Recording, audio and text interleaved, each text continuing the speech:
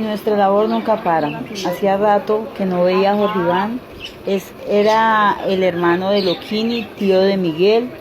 Siempre se sigue él cuidando, medicando, alimentando, y ahora llegó, parece que viene golpeado. Necesitamos conseguirles medicamentos.